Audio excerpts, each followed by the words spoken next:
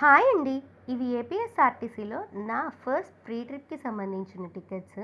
ఈ trip plan చేసుకునే వరకు తెలీదు. నాకు ఆంధ్రాలో ఉమెన్‌కి బస్ ట్రావెల్ ఫ్రీ అని చెప్పి. మొత్తానికి ఫస్ట్ ట్రిప్ అయితే ఇలా శుభప్రదంగా శ్రీశైలం ట్రిప్‌తో ప్లాన్ చేసేసాము.